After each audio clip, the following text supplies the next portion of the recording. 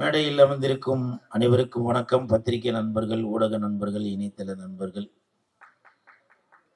கைத்தட்ட ரசிகர்கள் அனைவருக்கும் நன்றி. மேடையில் பேசி கைத்தட்டல் வாங்குற அளவுக்கு பெரிய பேச்சாளர் இல்லை. அதனால பேட்டா பேட்டி ப்ளீஸ் கை தட்டிடுங்க. தேங்க்யூ. இந்த ரஜினி கேங் இந்த படத்தில் நான் செகண்ட் ஹீரோ அப்படிதான் டைரக்டர் சொல்லி என்னை கமிட் பண்ணார். ஸோ டைரக்டர் ரமேஷ் பாரதி சாருக்கு என் மனமார்ந்த நன்றி. சம்பளம் கொடுக்கும்போது ப்ரொடியூசர் ரஜினி கிஷன் சார் அவரும் அப்படி தான் சொன்னார், நீங்கள் தாங்க செகண்ட் ஹீரோ அப்படின்னு சொல்லி. அவருக்கு என் மனமார்ந்த நன்றி. இல்லை, நீங்கள் சிரிக்கிறது பார்த்து நான் ஏதோ போய் சொல்ல நினைக்கிறீங்க. படம் பார்த்தீங்கன்னாக்க தெரியும். உண்மையிலேயே இந்த படத்தில் நான் செகண்ட் ஹீரோ. எனக்கு ஃபைட் இருக்குது, சாங் இருக்குது, நல்லா நிறையா காமெடி இருக்குது. படம் ஃபுல்லாக வருவேன், நல்லா ஜாலியாக பார்க்கலாம் படம். ஏன்னா நிறையா ரசிகர்கள் வந்து என்கிட்ட கேட்டாங்க, அண்ணா நீங்கள் தேட்டர் வாசலே நின்று கத்திட்டே இருக்கீங்களாண்ணா, நீங்கள் எப்போ ஸ்க்ரீனில் வர போகிறீங்க, உங்களை பார்த்து நாங்கள் கத்தி விசில் அடித்து சந்தோஷம் பண்ணோன்னு. அந்த ரசிகர்களுக்கு நல்ல ஒரு ட்ரீட்டு தான் இந்த ரஜினி கேங். கண்டிப்பாக இந்த படம் மிகப்பெரிய ஹிட் வரும். இந்த படத்தில் நான் நடிக்கிறதுக்கு காரணமாக இருந்த கனா காணும் காலங்கள் ஜான் சாருக்கும், இயக்குனர் நிதிஷ் அவர்களுக்கும், தம்பி ஜெயன் அவர்களுக்கும் என் மனமார்ந்த நன்றிகளை தெரிவித்துக் கொள்கிறேன். ஏன்னா அந்த கனாக்காலம் காலங்கள் வெப் சீரிஸ் நடிக்கும்போது கொஞ்ச நாளைக்கு அப்புறம் இயக்குனர் ரமேஷ் பாரதி சார் அதுக்கு வந்து டைரக்டராக வந்தாங்க. அப்போது நான் ஒர்க் பண்ணி முடித்ததுக்கப்புறம் திடீர்னு ஒரு நாள் ரமேஷ் சார் சொன்னாங்க, கூல், நான் வந்து ஃபஸ்ட் நாள் வந்து உங்களை கவனித்தேன், எனக்கு வந்து அப்போவே வந்து நீங்கள் வந்து இம்ப்ரெஸ் ஆகிட்டீங்க. நான் இவ்வளோ நாளாக நீங்கள் தேட்டரில் வந்து கத்திட்டு அப்படிலாம் போகிறத வச்சு இவர் வந்து ரொம்ப ரகடான ஆள் போல், அடங்க மாட்டார் போல் அப்படி தான் நினச்சிட்டு இருந்தேன். ஆனால் உங்கள் கூட ஒர்க் பண்ணவும் தான் தெரிஞ்சுது, நீங்கள் உண்மையிலே ரொம்ப தான் உண்டு தன் வேலை உண்டு அப்படின்னு சொல்லி இருக்கிறாரு அப்படின்னு சொன்னது மட்டும். ஏன்னா பல பேர் அதே மாதிரி சொல்லுவாங்களே, சொன்னது மட்டும் இல்லாமல் அந்த கணக்காலங்காலங்கள் அது முடிஞ்சதுக்கப்புறம் அவர் ஒரு ஒரு ப்ராஜெக்டில் கமிட் ஆனோன்னா எனக்கு ஃபோன் பண்ணார். சார் தான் சம்பளம் பேசினார். அதுக்கப்புறம் இப்போ இந்த படம் ரஜினி கேங் படம் நடிக்கிறப்ப அப்போவும் எனக்கு ஃபோன் பண்ணி, இந்த மாதிரி உங்களுக்கு ஒரு இதில் ஒரு பெரிய கேரக்டரு, நீங்கள் தான் செகண்ட் ஹீரோ, நீங்கள் வந்து இதில் நடிக்கணும், சம்பளம் முன்ன பின்ன இருந்தாலும் கொஞ்சம் அட்ஜஸ்ட் பண்ணி எனக்காக பண்ணுங்க அப்படிலாம் சொல்லி சொன்னாங்க. ரமேஷ் சார், உங்களுக்கு என் மனமார்ந்த நன்றி. நீங்கள் என்னோட வயசில் கம்மியாக தான் இருப்பீங்க, பாதம் தொட்டு வணங்குகிறேன். இது எதுக்காக சொல்கிறேன் அப்படின்னாக்க, இப்போ இங்கே கூட பார்த்தீங்கன்னாக்க ஆடியோ ரிலீஸில் நான் ஏதோ ஒன்று குருட்டு வாக்கில் அப்படி இருப்பேன். சில பேருக்கு பிடிக்கும், சில பேருக்கு பிடிக்காது, ஏதோ இவன் ஓவராக பண்ணுறான் போல அப்படின்னு கூட நினைக்கலாம். ஆனால் இன்னைக்கு இந்த ரஜினி கேங் படத்துக்கு கிட்டத்தட்ட ஒரு 3-5 லட்ச ரூபா செலவு பண்ணி எதுக்கு பண்ணுறாங்க, இந்த படம் வந்து நல்லா வியாபாரம் ஆகணும், மக்களுக்கு போய் சேரணும் அப்படின்ற ஒரு எண்ணத்தில் தான் ப்ரொடியூசர் அவர்கள் இவ்வளோ செலவு பண்ணி பண்ணுறாங்க. நான் வந்து நடிக்காத படத்துக்கே அந்த ஆட்டம் ஆடுவேன். நான் நடித்த படம் காலில் சலங்கை கட்டி விட்டா எப்படி ஆடுவேன். இப்போ நிறையா பேருக்கு, இயக்குநர்களுக்கு, தயாரிப்பாளர்களுக்கு தெரிஞ்சிருச்சு, கூல் சுரேஷ் வந்து நடிக்காத படத்துக்கே இவ்வளோ எஃபெக்ட் போடும்போது அவன் நடித்தாக்க நல்லா எஃபெக்ட் போடுறான் அப்படின்னு தெரிஞ்சதுனால இப்போ நிறையா படம் நடிக்கிறான். விரைவில் அதற்கான அறிவிப்பில் வரும்.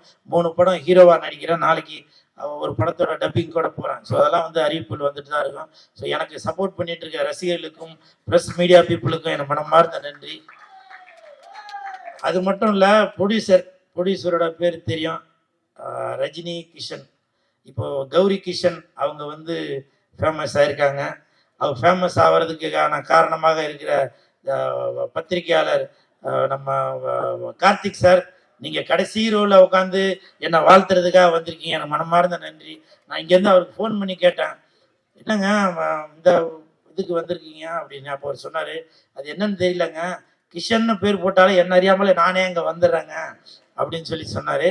அப்புறம் நம்ம தயாரிப்பாளர்கிட்ட கேட்டேன், சார் ரஜினி கிஷன், கௌரி கிஷன், நீங்கள் 2 பேரும் அண்ணன் தங்கச்சி அந்த மாதிரி எதுவும் அப்படின்னு கேட்டேன். அப்படிலாம் எதுவும் இல்லைங்க, அவங்க வேற இவங்க வேறன்னாங்க. வாழ்த்த வருகை தந்துள்ள பத்திரிகையாளர் கார்த்திக் சார், உங்களுக்கு என் மனமார்ந்த நன்றி. அப்புறம் இந்த படத்தில் தயாரிப்பாளர் ரஜினி கிஷன் சார், அவர் வந்து தயாரிப்பாளர் ப்ளஸ் ஹீரோ. ஆனால் அதையும் தாண்டி படத்தில் வந்து அசிஸ்டன்ட் டேரக்டராக வைப்பார், நடிச்சுக்கிட்டே இருப்பார். திடீர்னு பார்ப்பார், ஏன்னா கண்டினியூட்டி தப்பாக இருக்கு, அதை மாற்றுங்க அப்படின்னு சொல்லுவார். அதே மாதிரி சாப்பிட்டுட்டே இருப்பான், டக்குன்னு வந்து என்ன உங்களுக்கு பொரியல் வைக்கலையா, அப்பளம் வைக்கலையா அப்படின்னு சொல்லி அதுலேயும் எஃபெக்ட். ஸோ அந்த மாதிரி சாப்பாடு விஷயத்துலையும் தலையிடுவார்.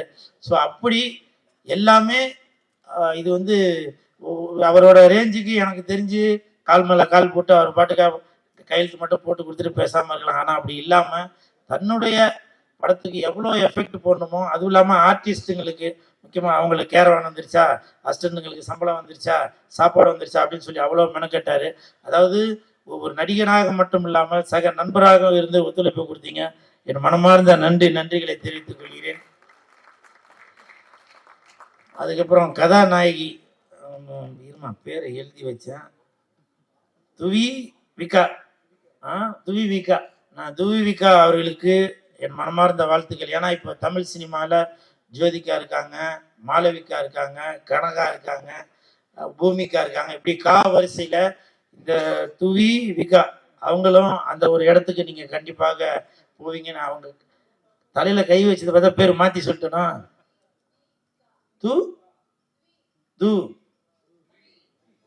துவி விகா அந்த துவி விகா அவர்களுக்கு என் மனமார்ந்த வாழ்த்துக்கள். கூட பாருங்க, நான் தமிழன், அவங்க வந்து மலையாளி.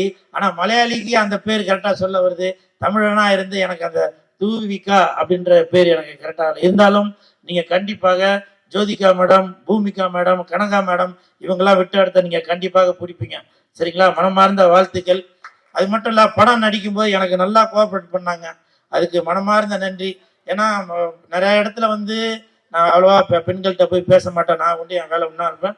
இயக்குனருக்கு தெரியும், உண்மைதான்ப்பா, டைரக்டர் ப்ரொடியூசரை கேட்டால் தெரியும். ஆனால் என் கூட சக நண்பராக என்கிட்ட நல்லா பேசினாங்க. அவங்களோட நடிப்பு கூட பார்த்தீங்கன்னாக்கா ஒரு ஷார்ட்டில் வந்து திரும்பி என்னை இப்படி அடிக்கணும், அவங்க பேய் வந்ததுனால அடிக்கணும். 2-3 ரிஹர்சல் பார்த்தாங்க.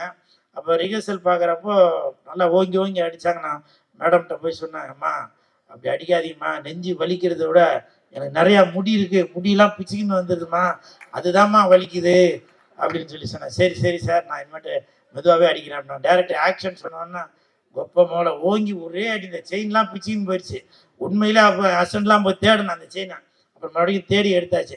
அந்த அளவுக்கு ஒர்க்கு மேலே ஒரு கான்ஃபிடென்ட்டாக நல்லா அது கரெக்டாக வரணும் அப்படின்னு சொல்லி உங்களோட ஒர்க்கு நான் வந்து ரொம்ப பாராட்டுறேன். உங்களுக்கு ஞாபகம் இருக்குங்களா? அதுக்கப்புறம் அடுத்த ஷார்ட் மறுநாள் கண்டினியூட்டி இருந்துச்சு. அப்புறம் போய் இங்கெல்லாம் சேவிங் பண்ணிட்டு தான் வந்து நடித்தேன். அப்புறம் நான் சும்மா இது ஒரு காமெடிக்காக ஏதோ சொல்கிறேன் அப்படின்னு சொல்லி, உண்மையிலேயே என் ஹஸ்பண்டுக்கு தெரியும், அவன் தான் ட்ரிம்மரை வச்சு சேவ் பண்ணி விட்டான். ஸோ அந்த அளவுக்கு நான் வந்து எஃபெக்ட் போட்டு அந்த அம்மா கூட பயந்து போய் இதில் நான் நடித்தேன். அது பார்க்குறவங்களுக்கு காமெடியாக கூட தெரியல, ஆனால் சீரியஸ் இது நடந்தது. ஸோ இவங்களுக்கு என் மனமார்ந்த வாழ்த்துக்கள். இந்த படத்தில் ஹீரோயின் அவர்கள், hero, second hero cool Suresh, இவங்களை தவிர மூணாவதாக ஒரு ஹீரோ ஒருத்தர் இருக்காரு. அது யாருனாக்கா நாய். அதில் இதில் ஃபோட்டோவில் போட காணும். அவங்க அந்த ஹீரோவையும் இந்த ஹீரோவையும் தவிர அந்த நாய் கூட தான் ரொம்ப நேரம் அவங்க டைம் ஸ்பெண்ட் பண்ணாரு. எனக்கு தெரிஞ்சு சாப்பிட்டது கூட அவங்க 2 பேரும் ஒன்றா தான் உட்காந்து காரில் சாப்பிட்டாங்கன்னு நினைக்கிறேன். நான் பார்த்தேன் அந்த நைட் எஃபெக்ட்ஸின்லாம் சாப்பிட்டாங்க. ஸோ அந்த அளவுக்கு இந்த படத்தில் வந்து பேய் மட்டும் நடிக்கல, நாயும் நடிச்சிருக்கு, நன்றி உள்ள நாயும் நடிச்சிருக்கு. ஸோ இந்த படத்தை வந்து பாருங்கள், என்ஜாய் பண்ணுவீங்க. அப்புறம் இந்த படத்துக்கு பக்க துணையாக இருந்த மேனேஜர் சந்துரு சார், அவங்க வந்து எங்களால் ப்ரொடியூசர்கிட்டையும் டைரக்டர்கிட்டையும் மற்ற செட்டு வேலை செய்கிறவங்களால எந்த பிரச்சனை வந்தாலும் சந்துரு சார், அவரோட அசிஸ்டன்ட் சீனு சார் எல்லாருமே எவ்வளோ திட்டு வாங்கி ஹெல்ப் பண்ணாங்க. சந்துரு சார் நீங்கள் வந்திருக்கீங்களா என்னன்னு தெரியல, சீனு சார் வந்திருக்கீங்களா என்னன்னு தெரியல, மனமார்ந்த நன்றி.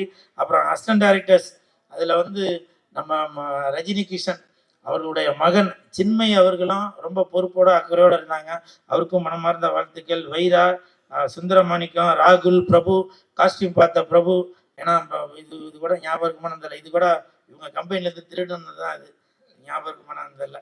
அன்னைக்கு கண்டினியூட்டி அதோட இப்போ வரைக்கும் கையில் போட்டுட்ருக்கேன். ஒரு வைராகியம் தான். இந்த படம் மிகப்பெரிய வெற்றி அடையும். இதே மாதிரி தங்கத்தில் வந்து நம்ம ரஜினி கிஷன் சார் எனக்கு ஒன்று வாங்கி தருவார் அப்படின்ற ஒரு வைராகியத்தில் இருக்கேன். நான் கண்டிப்பாக சூப்பர் ஹிட்டு சார், கண்டிப்பாக ஹிட்டு. நீங்கள் வாங்கி தராட்டி உங்களுக்கு நான் வாங்கி தருவேன் அடுத்த படத்தில் என்ன நீங்கள் ஹீரோ ஆக்கும்போது. சரிங்களா? உங்களுக்கு என் மனமார்ந்த வாழ்த்துக்களையும் நன்றிகளையும் தெரிவித்துக் கொள்கிறேன். அப்புறம் டைரக்டர் சார், அவங்கள பற்றி சொல்லி ஆகணும். நான் இது வரைக்கும் பல படங்கள் நடிச்சிருக்கேன், இது பண்ணியிருக்கேன். இந்த படம் 13 நாளில் பேசின மாதிரியே ஒரு டேட்டு கூட மாறாமல் 13 நாளில் படத்தை முடிச்சிட்டாரு. நடுவில் மழை வந்ததுனால ஒரு 2 நாள் எக்ஸ்டன் ஆச்சு. அது கூட எதுக்குனாக்கா இந்த பேட்ச் ஒர்க்காக தான் எக்ஸ்டன் ஆச்சு. என்னை பொறுத்த வரைக்கும் இதுக்கு முன்னாடி Ramanarayanan sir, director P Vasu sir, அவங்க தான் போட்ட ஷெட்யூல கரெக்டா 13 நாள்ல 15 நாள்ல முடிப்பாங்க. அப்படி ஒரு திறமையான இயக்குனர். அதற்கு காரணம் ப்ரொடியூசரோட வழியை தெரிந்து நம்ம வந்து ஒரு நிமிஷத்தை கூட வேஸ்ட் பண்ணக்கூடாது அப்படின்னு மதியானம் 2 மணி வச்சு மறுநாள் காலையில் 6 மணி வரைக்கும் கூட எடுப்பார். நான் நிறைய ஷாட்டில் தூங்கிட்டே கூட நடித்தேன். அதெல்லாம் சார் வந்து பார்த்து ரசித்தார். அப்படி ஒரு ஒரு அருமையான இயக்குனர். உண்மையிலேயே இந்த இயக்குநர்களிடம் வேலை பார்க்குற அசிஸ்டன்ட் டைரக்டர்ஸ் நீங்களாம் கண்டிப்பாக ஒரு பெரிய இடத்துக்கு வருவீங்க. நீங்களாம் வந்திருக்கீங்களான்னு தெரியல. சாரை ஃபாலோ பண்ணுங்க. கண்டிப்பாக வந்திருக்கீங்களா? உங்களுக்கு என் மனமார்ந்த வாழ்த்துக்கள். பக்க துணையாக இருந்த தொண்டன் பாலா அவர்களுக்கு மனமார்ந்த நன்றி. வாழ்த்த வருகை தந்துள்ள திருமலை சாருக்கும் மனமார்ந்த நன்றி. ஏன்னா இன்னமும் அவர் ஒரு துடிப்பான இளைஞர்கள் தான். திருமலை சார்ட்ட நான் வந்தவொடனே நான் அவர்கிட்ட பேசும்போது சொன்னேன், கூலு நம்ம 2 பேருக்கு ஒரு ஒற்றுமை இருக்கு பார்த்தியா அப்படின்னு. என்ன சார் அப்படின்னா, நானும் வெள்ளை கலர் ஷூ போட்டிருக்கேன், நீயும் வெள்ளை கலர் ஷூ போட்டிருக்க அப்படின்னு சொல்லி சொன்னார். உங்களுக்கு என் மனமார்ந்த வாழ்த்துக்கள். அப்புறம் ஒருத்தர் சொன்னார், நீங்கள் இப்போ உங்கள் இந்த காஸ்டியூமில் வந்து புரட்சி தலைவர் எம்ஜிஆர் ஐயா மாதிரி இருக்கீங்க அப்படின்னு. அவரோட இடத்தை யாருமே பிடிக்க முடியாதுங்க. புரட்சி தலைவரோட மறு உருவம் வேணா இந்த லெஜண்ட் ஐயா அவர்களை வேணா சொல்லலாம். அவர் கூட முன்ன பின்ன அவர் மாதிரி கூட காஸ்டியூம் போட்டுருக்காரு. ஆனால் புரட்சி தலைவரோட இடத்த நான்லாம் துளி அளவும் வந்து அது வந்து இடம் பிடிக்கவே முடியாது. அப்புறம் முனிஷ்காந்த் சார், நான் வந்து ஒரு 20 வருஷத்துக்கு முன்னாடி தான் ஒன்றா சேர்ந்து நடித்தோம்.